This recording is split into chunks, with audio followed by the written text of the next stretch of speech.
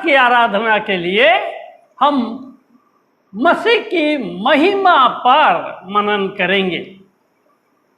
सबसे पहले हम बाइबल से दो अंशों को पढ़ेंगे। पहला दोनों नए नियम में है, इफिसियों की पत्री 1 अध्याय 14 से 20। इफिसियों की पत्री 1 अध्याय 14 से 15 से 20।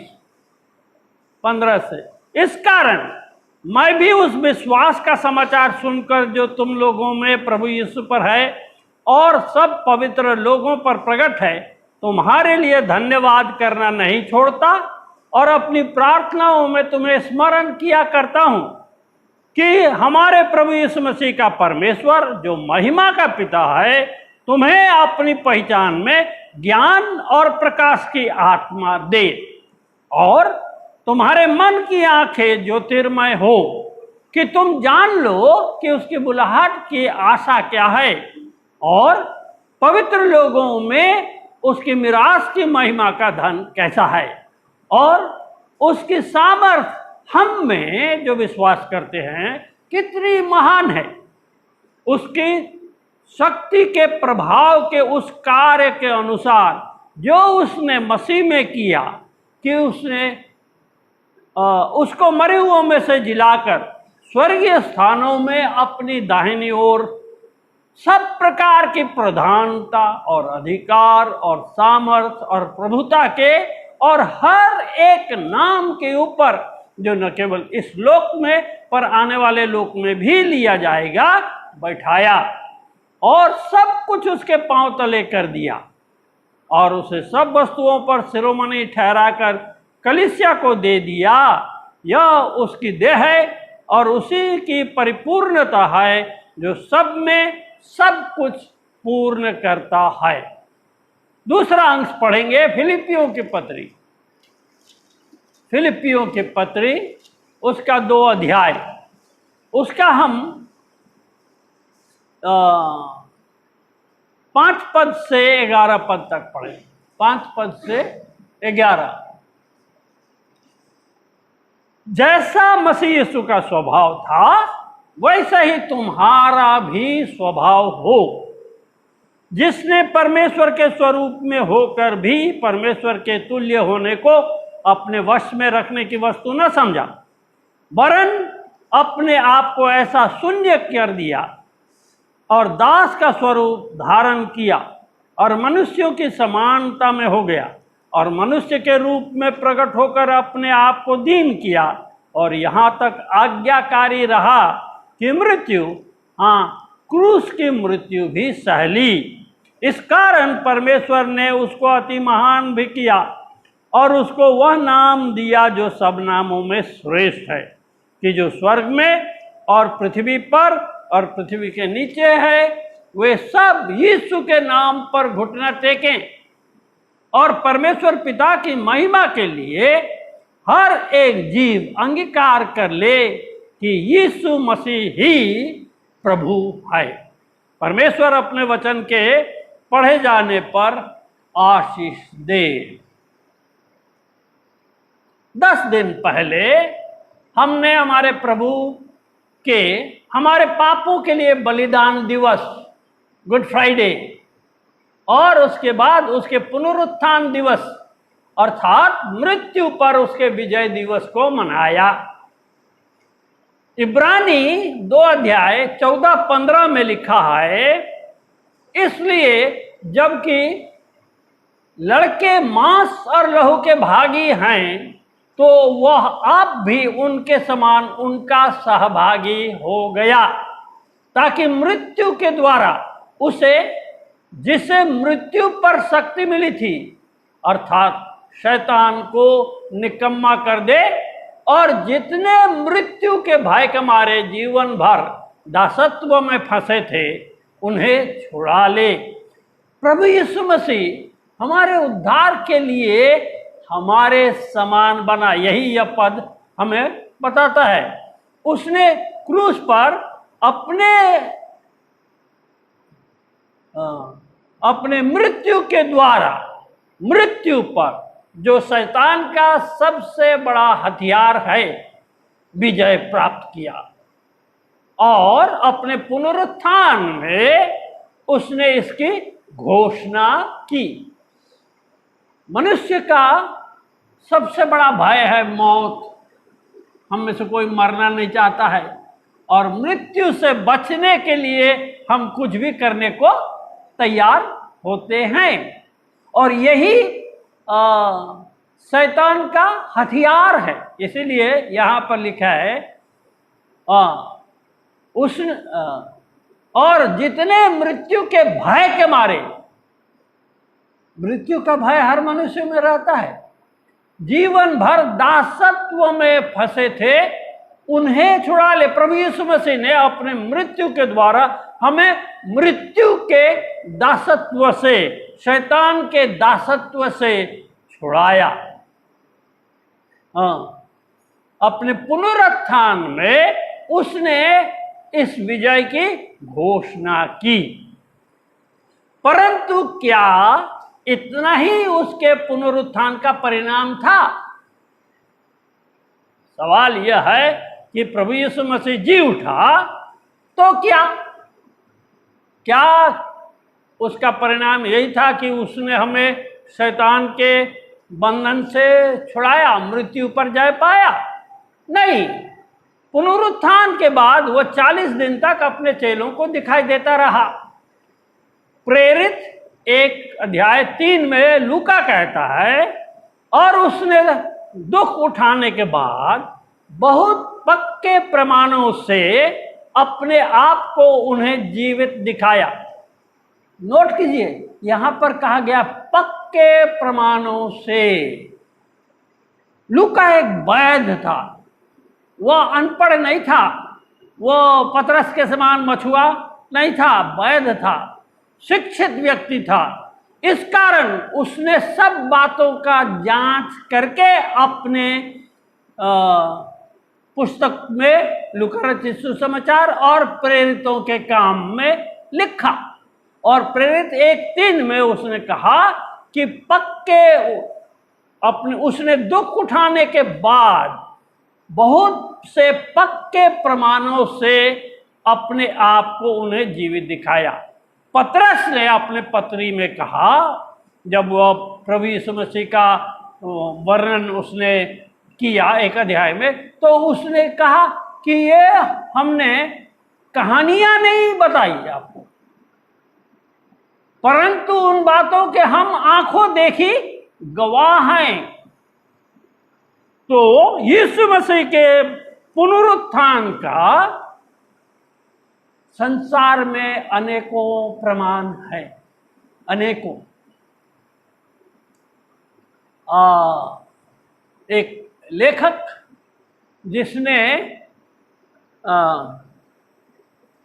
को वाडिस और एक दूसरी पुस्तक, क्या नाम है, नाम ही मैं भूल जाता हूं, लिखा,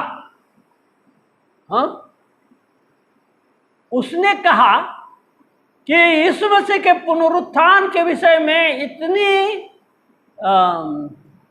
प्रमाण हैं जो सिकंदर महान के भारत पर विजय पाने के प्रमाणों से अधिक है। इतना अधिक प्रमाण हमारे प्रभु के पुनरुत्थान के विषय में है। मरकुस 16 अध्याय और उसके 19 में उसने लिखा, निदान प्रभु यीशु उनसे बातें करने के बाद स्वर्ग पर उठा लिया गया और परमेश्वर की दाहिनी ओर बैठ गया। इमाउस के मार्ग में पर 2 चेलों से बातें करते हुए यीशु ने उनसे पूछा, तब उसने उनसे कहा, हे निर्बुद्धियों और भविष्यद्वक्ताओं की सब बातों पर विश्वास करने में मंदमतियों, क्या अवश्य न था कि मसीह यह दुख उठाकर अपनी महिमा में प्रवेश करे? दुख उठाना मसीह का महिमा में प्रवेश करने का द्वार था। अंग्रेजी में एक शब्द है, नो क्रॉस नो क्राउन। अगर क्रूस नहीं है तो मुकुट भी नहीं है।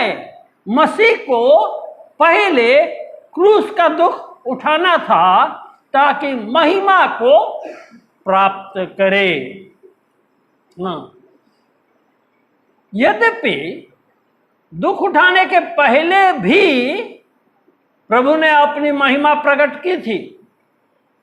उसके जन्म के समय स्वर्गदूतों ने गड़ेरियों के सामने गाया था, आकाश में परमेश्वर की महिमा और पृथ्वी पर उन मनुष्यों में जिनसे वह प्रसन्न है शांति हो। आकाश में परमेश्वर की महिमा, यह उसके महिमा को दर्शाता है।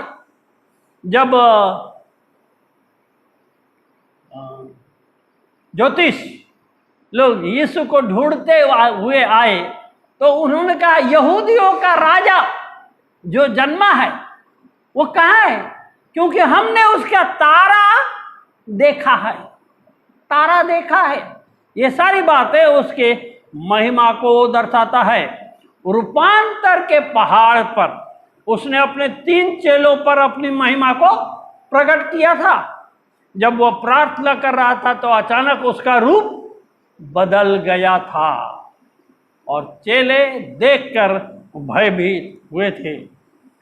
तथापि उसने दुख उठाने के बाद ही वास्तव में अपने महिमा में प्रवेश किया। आज हम थोड़ी देर के लिए उसकी महिमा पर मनन करेंगे। पुराने नियम में भजनों और भविष्यद्वक्ताओं के पुस्तकों में उसके महिमा की भविष्यवाणी की गई है। हमारे पास इतना समय नहीं है कि हम उन सब का अवलोकन करें, परंतु आज हम नए नियम से उसकी महिमा के विषय में देखेंगे।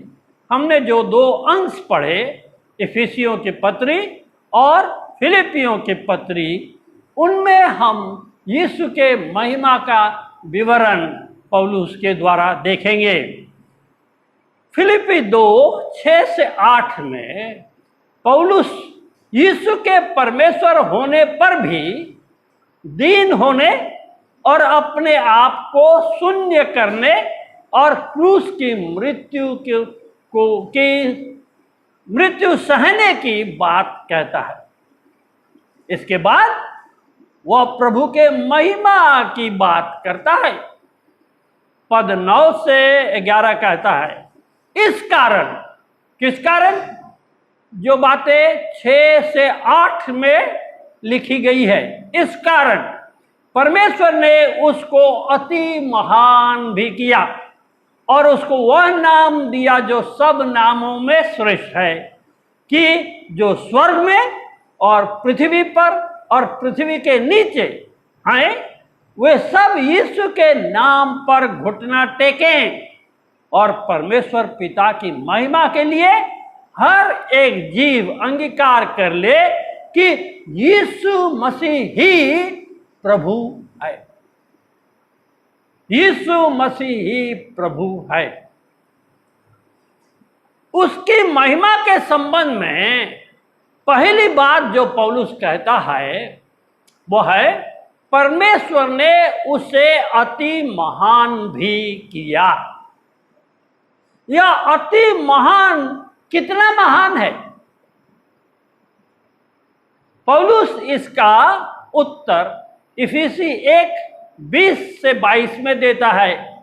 वहां ऐसे लिखा है, जो उसने मसीह के विषय में किया कि उससे उसको मरे हुओं में से जिलाकर स्वर्गीय स्थानों में अपनी दाहिनी ओर सब प्रकार की प्रधानता और अधिकार और सामर्थ और प्रभुता के और हर एक नाम के ऊपर, जो न केवल इस लोक में पर आने वाले लोक में भी लिया जाएगा, बैठाया और सब कुछ उसके पांव तले कर दिया और उसे सब वस्तुओं पर शिरोमणि ठहराकर कलीसिया को दे दिया। इन पदों में बहुत सी बातें हैं जिन्हें हमें मसीह के महिमा के संबंध में समझने की जरूरत है।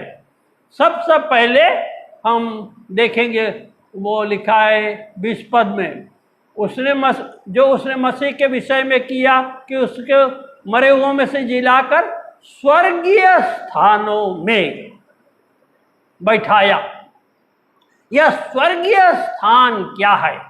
अंग्रेजी में लिखा है हेवनली प्लेसेस या हेवनलीज, स्वर्गीय स्थानों में हिंदी में लिखा है। यह स्वर्गदूतों का कार्य क्षेत्र हो सकता है, जैसे इस पद में अर्थात इफिसी 1:20 में, और शैतान और उसकी सेना का भी कार्य क्षेत्र हो सकता है, जैसे इफिसी 6:12 में लिखा है। इफिसी 6:12 में लिखा है, क्योंकि हमारा यह मलयुद्ध लहू और मांस से नहीं, परंतु प्रधानों से और अधिकारियों से और इस संसार के अंधकार के हाकिमों से और दुष्टता की आत्मिक सेनाओं से है जो आकाश में है। हिंदी में लिखा है आकाश में, परंतु अंग्रेजी में लिखा है हेवनली प्लेसेस, अर्थात जो कार्य क्षेत्र स्वर्गदूतों के लिए है, उसी कार्य क्षेत्र में शैतान की सेना भी कार्यरत है। भाइयों बहनों, इस क्षेत्र के विषय में हम मनुष्यों को ज्यादा मालूम नहीं है, हम उनको अपनी आंखों से नहीं देख सकते हैं। बाइबल इसका विवरण देती है, विशेष करके दानियल के पुस्तक में और प्रकाशित वाक्य में। इन दोनों जगहों में उसके विषय में थोड़ा हिंट, संकेत दिया गया। सब कुछ हमें नहीं बताया गया। हमारे अनदेखे, हमारे प्राणों के लिए इस क्षेत्र में, स्वर्गीय स्थान में, परमेश्वर के स्वर्गदूतों और शैतान की सेना के बीच में लड़ाई होती रहती है, होती रहती है। दोनों ही मनुष्यों के प्राण को अपने लिए जीतना चाहते हैं, दोनों ही। हाँ, दानियल जब 3 सप्ताह तक प्रार्थना कर रहा था, तो जिब्राइल स्वर्गदूत उसके 3 सप्ताह के बाद उसके पास पहुंचा। क्या कहा उसने? उसने कहा, हे अति प्रिय, दानियल परमेश्वर का अति प्रिय व्यक्ति था, और उसने कहा, हे अति प्रिय, तेरे पहले प्रार्थना के पहले ही दिन तेरी प्रार्थना सुनी गई और मुझे तेरे पास भेजा गया, लेकिन रास्ते में 21 दिन तक फारस का राजकुमार मुझे रोके रहा। जिब्राइल स्वर्गदूत, महादूत है, और जब वो प्रार्थना का उत्तर देने के लिए दानियल के पास आ रहा था, तो फारस का दूत, कौन है ये? फारस राज्य का दुष्टात्मा है, जो उस पूरे राज्य पर नियंत्रण करता है। वह जिब्राइल का विरोध करता रहा, जाने नहीं दे रहा। लड़ाई होती है आकाश में, हमारे अनदेखे, और उसकी सहायता करने के लिए मिखाएल आया। तब जिब्राइल दानियल के पास आ सका था, और उसने उसको बताया कि जब यहां से लौटूंगा तो यूनान का राजकुमार मुझसे लड़ेगा। हर देश के ऊपर एक शैतानी शक्ति भी है जो उस देश पर कंट्रोल, नियंत्रण रखता है, और स्वर्ग के दूत भी है, और उन दोनों के बीच में युद्ध होता रहता है। यहां पर अभी हमने पढ़ा, हाँ, 6:12 में लिखा है, क्योंकि हमारा यह मल्लयुद्ध लहू और मांस से नहीं, हमारी लड़ाई, हम वास्तव में यह सोचते हैं कि हमारा झगड़ा इस व्यक्ति से हो रहा है, उस महिला से हो रहा है, या हमारे पड़ोसी से इत्यादि। नहीं नहीं, हमारी लड़ाई वास्तव में उनसे नहीं है। यह कहता है मांस और लहू से नहीं, परंतु प्रधानों से, अधिकारियों से, इस संसार के अंधकार के हाकिमों से और दुष्टता के आत्मिक सेनाओं से है जो आकाश में है। यहां पर विवरण पर ध्यान दीजिए, क्या कहा गया? प्रधानों, अधिकारियों, हाकिमों और आत्मिक सेनाओं। जैसे हमारे भारतीय सेना में अधिकारी हैं, सबसे ऊपर जनरल है, जनरल के नीचे lieutenant general, major general, brigadier, brigadier के नीचे कर्नल, और उसके नीचे अन्य अधिकारी हैं, और आखिर में लेफ्टिनेंट तक हम अधिकारी वर्गों में आते हैं। उसी रीति से स्वर्गीय सेनाओं में भी है, परमेश्वर के दूतों में भी अधिकार, हम थोड़ी देर में देखेंगे। और यहां पर हमने शैतान की सेनाओं में अधिकारों को देखा, उनमें भी छोटे बड़े हैं। परमेश्वर पिता ने अपने पुत्र को सारे आत्मिक कार्य क्षेत्रों के ऊपर प्रधान ठहराया है।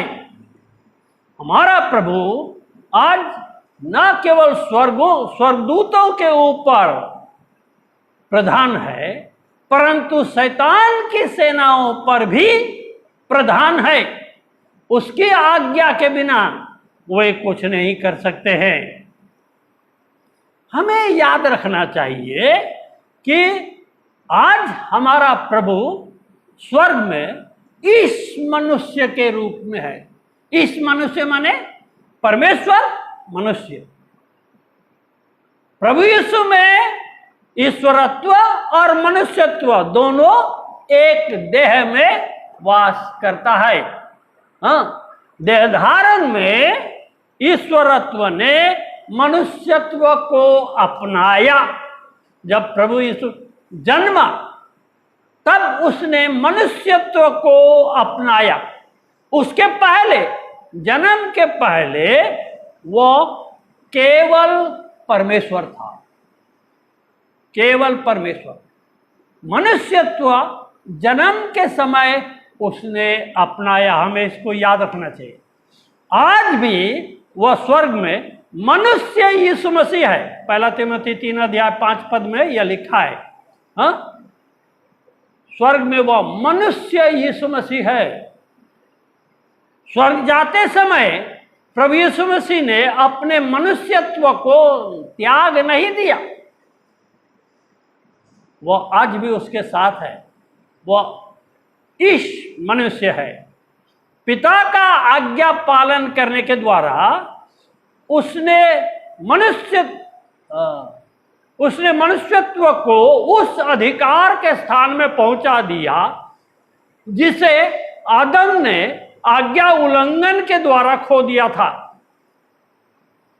आपको याद है उत्पत्ति 1 अध्याय में परमेश्वर ने जब आदम और हव्वा को आशीष दी तो क्या कहा? फूलो फलो और पृथ्वी में भर जाओ और आकाश के पक्षियों, समुद्र के मछलियों और सारे पशुओं पर अधिकार करो।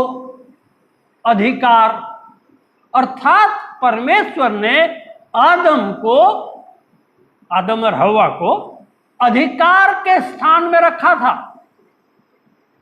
लेकिन जब उसने पाप किया, निषेध फल को खाया, वह अधिकार उससे चला गया। उसने वह अधिकार खो दिया। मसीह में मनुष्य स्वर्गदूतों के ऊपर है। क्या कभी आपने ये सोचा? देखिए, जब हम प्रभु यीशु को अपना उद्धारकर्ता ग्रहण करते हैं, हम उसमें होते हैं और उसमें हमारा स्थान स्वर्गदूतों के ऊपर है और एक दिन हम उनका न्याय करेंगे।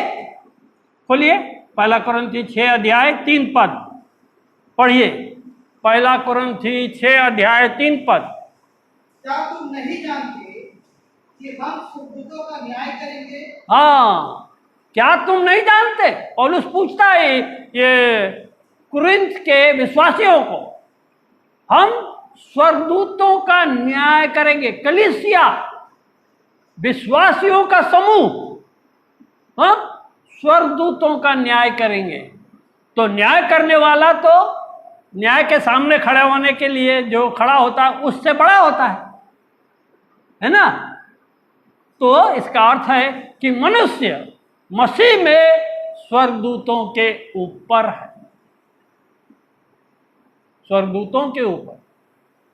आज हम स्वर्गदूतों के नीचे थे, लेकिन मसीह में हम स्वर्गदूतों के ऊपर हैं। दूसरी बात, स्वर्गीय स्थानों में अपनी दाहिनी ओर बैठाया, अर्थात दाहिनी ओर का मतलब है आदर, बल, सामर्थ, अधिकार का स्थान। मत्ती 28:18 में स्वर्ग जाने के पहले यीशु ने अपने चेलों से कहा, यीशु ने उनके पास आकर कहा कि स्वर्ग और पृथ्वी का सारा अधिकार मुझे दिया गया है। क्रूस पर उसके कार्य के कारण पिता ने न केवल उसको पुनरुत्थित किया, मृतकों में से जिलाया, उसको संसार का, स्वर्ग और पृथ्वी का सारा अधिकार दिया है। और जानने की बात यह है कि मसीह में वो अधिकार हमारा भी है। मसीह में जब हम हैं तो वो सारा अधिकार हमें भी दिया गया है। तीसरी बात, पिता ने मसीह को सब प्रकार की प्रधानता और अधिकार और सामर्थ और प्रभुता के और हर एक नाम के ऊपर, जो न केवल इस लोक में पर आने वाले लोक में अर्थात स्वर्गीय स्थानों में भी लिया जाएगा, बैठाया। आज हमारा प्रभु न केवल मनुष्यों के ऊपर परंतु स्वर्ग के सारी सेनाओं के ऊपर विराजमान है।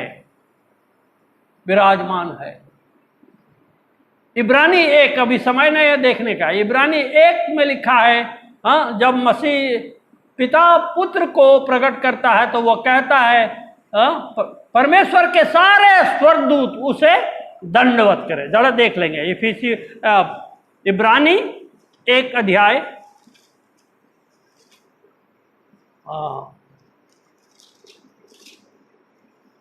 इब्रानी 1 अध्याय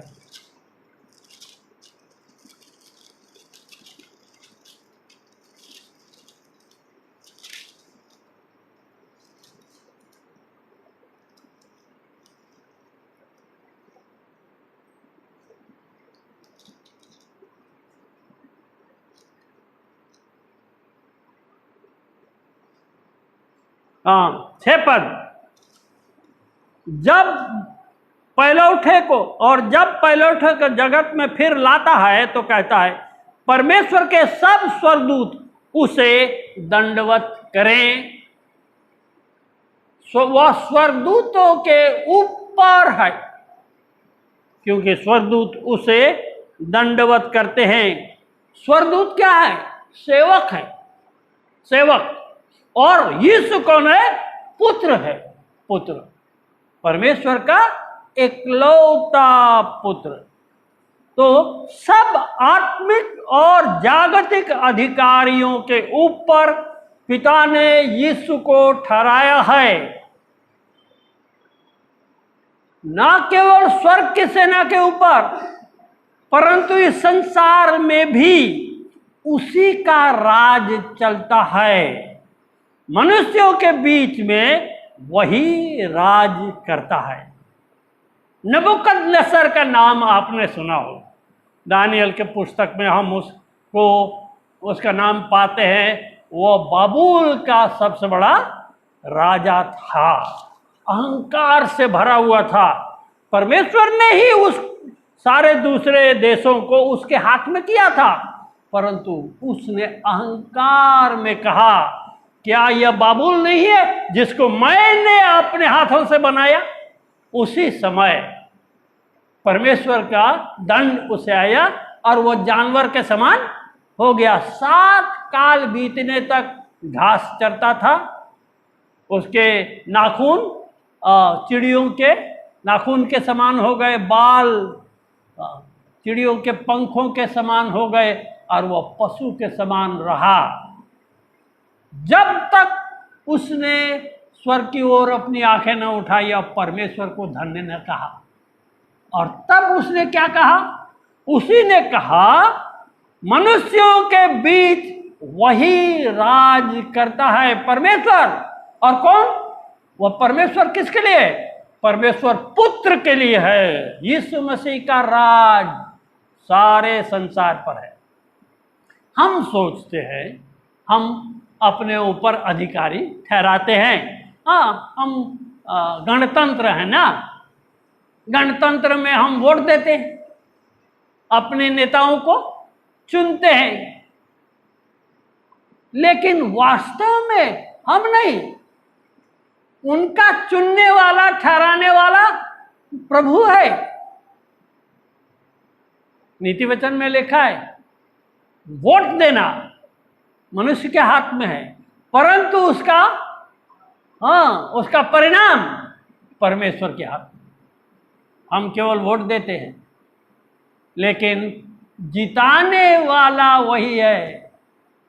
राजाओं को, अधिकारियों को ठहराने वाला वही है। हाँ, सब आत्मिक और जागतिक अधिकारियों के ऊपर पिता ने यीशु को ठहराया है। मनुष्यों के बीच में वही राज करता है, इसीलिए उसका नाम है राजाओं का राजा और प्रभुओं का प्रभु है। चौथी बात, उस अंश में जो हमने फिलिपी में, इफिसियों में पढ़ा, वह शिरोमणि है, क्योंकि लिखा है उसे शिरोमणि ठहरा करके कलीसिया को दे दिया। शिरोमणि अर्थात मुकुट के ऊपर सबसे कीमती, सबसे चमकीला मणि, जो मुकुट राजा के सिर पर होता है, उस पर हीरे मोती जड़े होते हैं। लेकिन शिरोमणि कहते हैं उसको जो सबसे ऊपर है। जैसे भारत में क्या था, कोहिनूर, आज वह ब्रिटिश महारानी के मुकुट के ऊपर रहता है। ब्रिटिश राज्य के महारानी के ऊपर है तो हमारा भारत का, लेकिन अंग्रेजों ने उसे यहाँ हिंदुस्तान से नहीं लिया, अफगानिस्तान से लिया। हाँ, लेकिन आदि में वो भारत का ही था। शिरोमणि प्रभु हमारा सबसे ऊपर, सबसे महान है। ऐसा महान हमारा प्रभु है। दूसरी बात जो पौलुस फिलिपियों में कहता है वो यह है कि पिता ने पुत्र को वह नाम दिया जो सब नामों में श्रेष्ठ है। सब नामों में श्रेष्ठ। पुराने नियम में नाम रखने का विशेष महत्व होता था। हर समय नहीं, परंतु विशेष विशेष अवसर पर नाम बच्चे के चरित्र को उजागर करता था।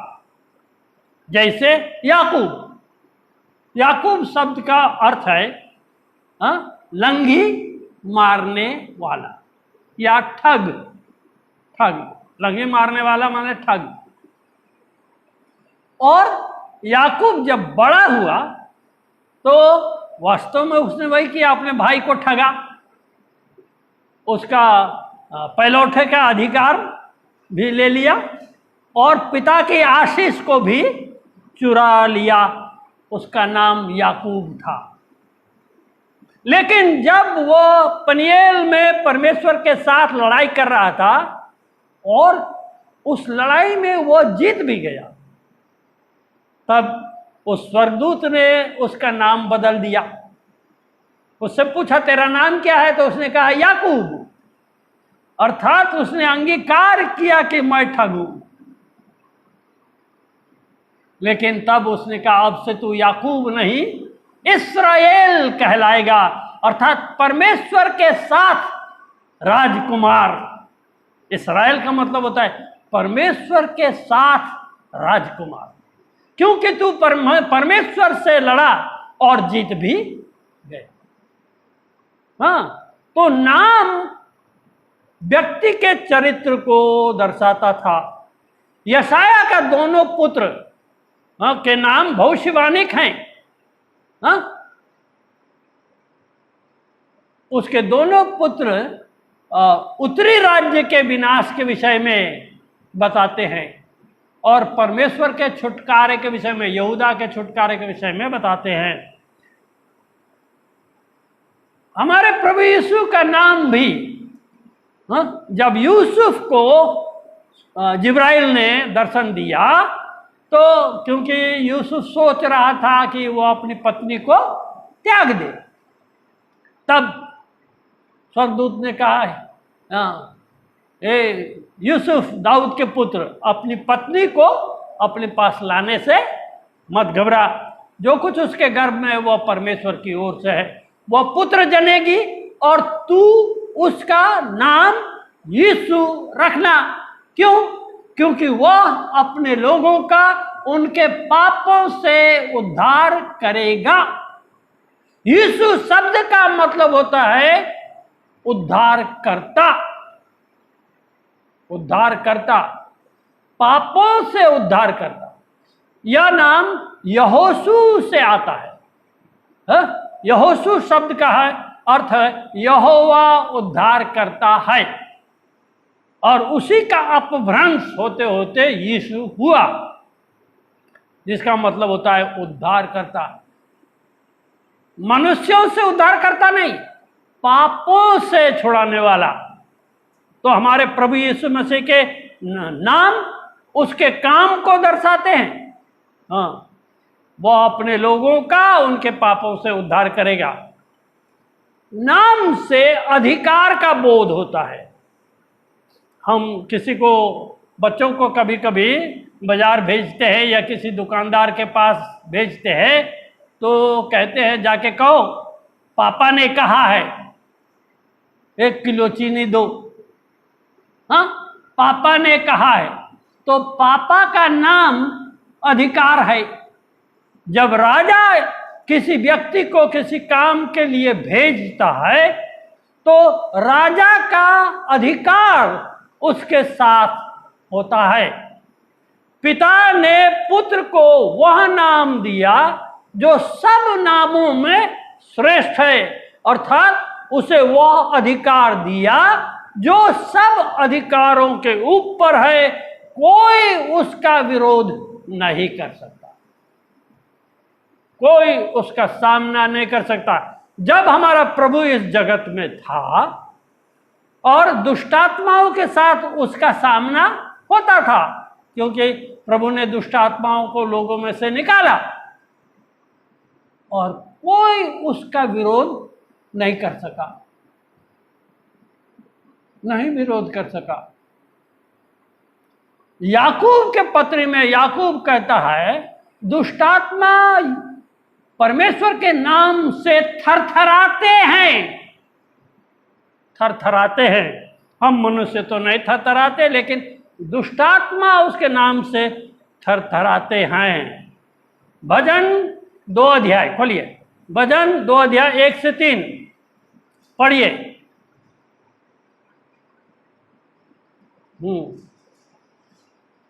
जाति जाति के लोग क्यों हुल्लड़ मचाते हैं हाँ और देश देश के लोग व्यर्थ बातें क्यों सोच रहे हैं?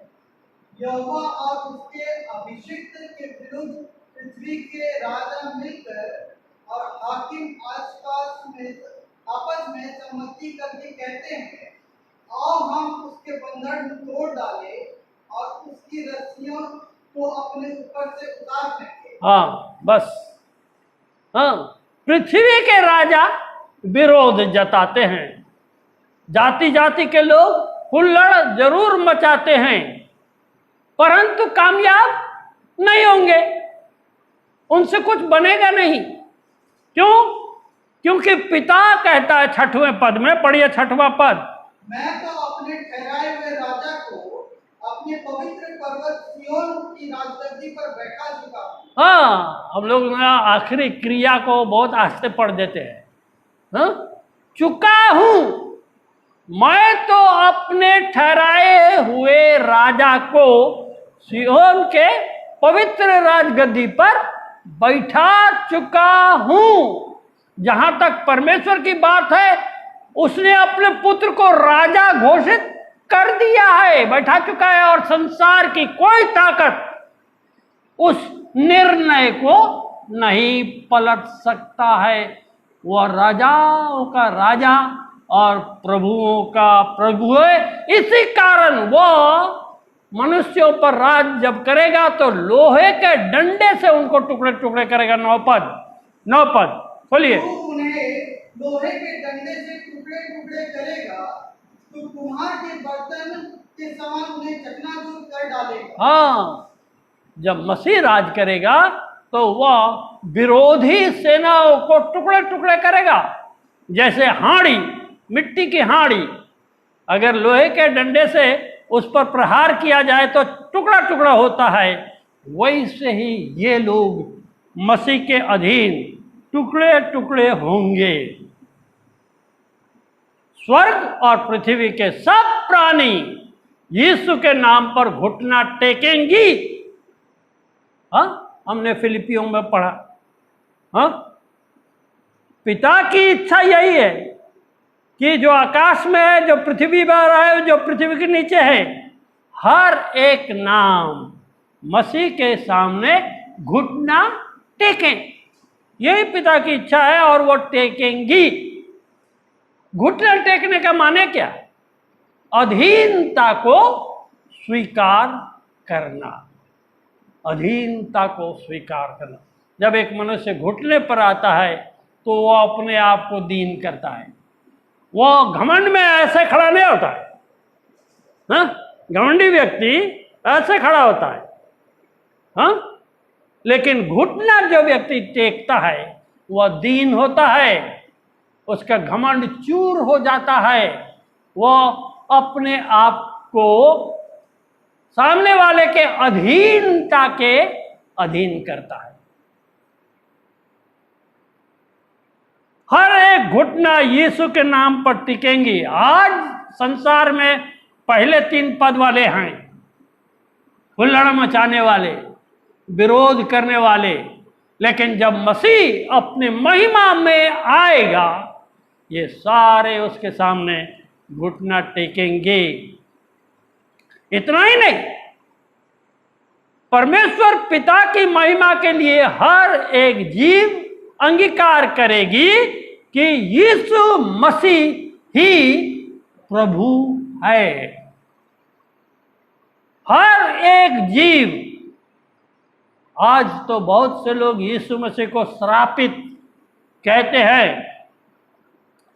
मैं जमशेदपुर आने के पहले 1977 में जब मेरी नौकरी नहीं थी, 3 महीना तक मैं बिना नौकरी के था और खोज रहा था कहाँ मिलेगा। तो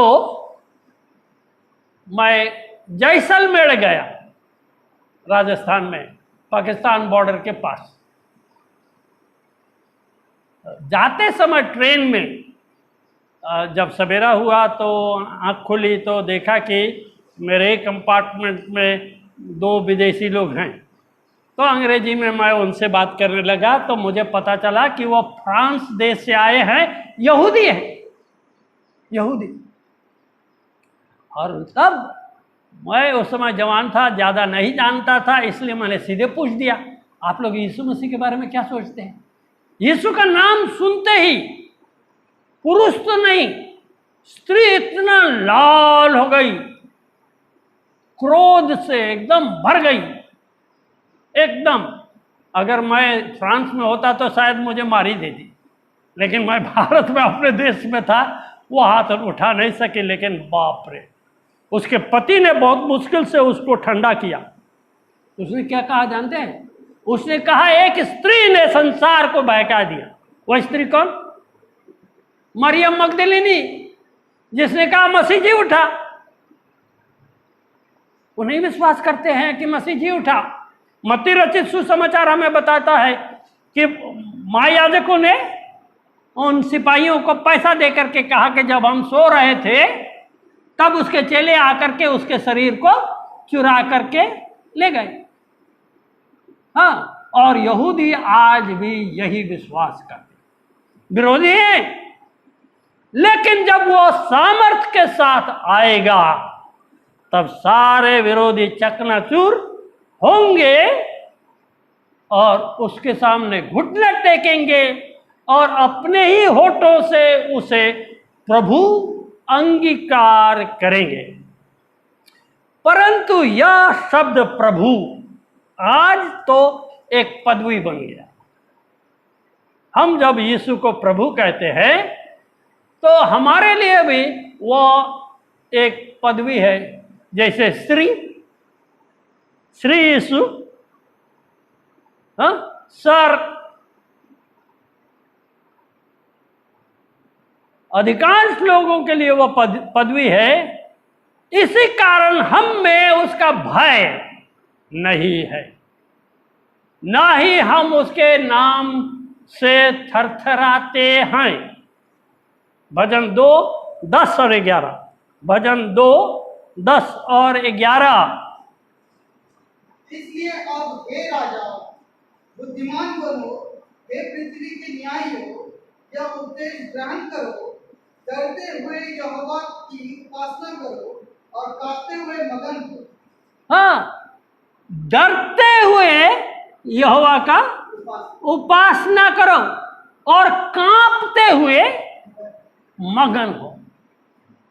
कांपते हुए क्या? जब हम आराधना में आते हैं तो भय हमारे मन में होता है? नहीं, हम तो आ जाते हैं, क्योंकि हमें हमारे अंदर हम जानते हैं कि यीशु मसीह यहां नहीं है। इसलिए वो आदर, वो भय हमारे अंदर नहीं होता। पुराने नियम में कई घटनाएं घटी जिसमें हम यहोवा के भय को देखते हैं। हाँ, जब हारून के 2 बेटों ने बिना आज्ञा के वो आग जलाया, बाहरी आग जलाया, तो क्या हुआ? परमेश्वर के पास से आग निकली और उनको तुरंत भस्म कर दिया। वो राख नहीं हो गए, मर गए, तुरंत मर गए।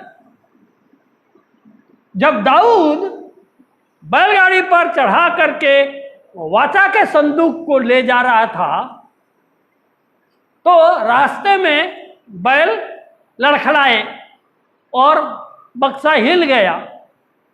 तो एक व्यक्ति ने अपना हाथ बढ़ा करके उसे रोकने की कोशिश की, न गिर न जाए, और बाइबल बताती वह तुरंत वहीं पर ढेर हो गया, वहीं पर।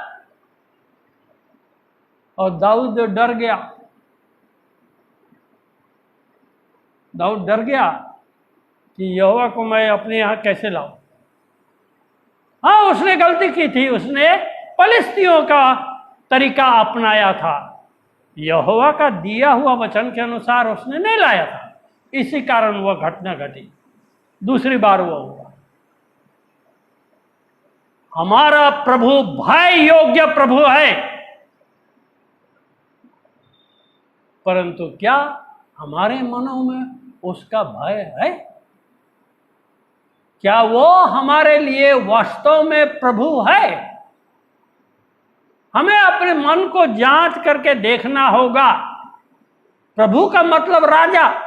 क्या हम उसके आज्ञा अनुसार जीवन व्यतीत करते हैं, या हम अपनी दुनिया को चलाते हैं?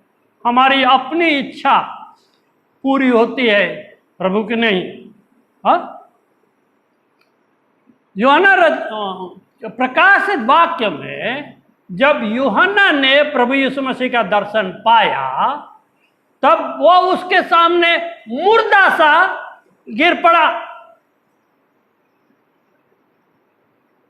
प्रकाशित वाक्य के 1 अध्याय में यूहन्ना विस्तार से यीशु मसीह का वर्णन करता है, उसके दर्शन का वर्णन करता है, और वो एक भयावह दर्शन था। और उसके अंत में लिखता है, यूहन्ना कहता है, जब मैंने उसका दर्शन पाया तो मैं मुर्दा सा उसके सामने गिर गया। या वही यीशु नहीं है जिसके कंधे पर उसने अपना सिर रखा था, सीने पर अपना सिर रखा था और पूछा था, वह कौन है? हाँ, यीशु मसीह ने कहा था कि तुम में से एक मुझे पकड़वाएगा। तो पतरस के इशारे पर यूहन्ना यीशु का सबसे प्रिय चेला था, वो अपने सिर उसके सीने में रख सकता था, इतना नजदीकी थी। लेकिन जब जीवते प्रभु को उसने देखा तो वह मुर्दा सा उसके सामने गिर गया। अब वो अपना सिर उसके सीने में नहीं रख सकता। वो राजाधिराज है, हाँ, राजा का राजा, राजाओं का राजा और प्रभुओं का प्रभु है। हमारे लिए यीशु के महिमा का क्या अर्थ है? अगर प्रभु यीशु मसीह महिमित है तो मेरा प्रत्युत्तर क्या है?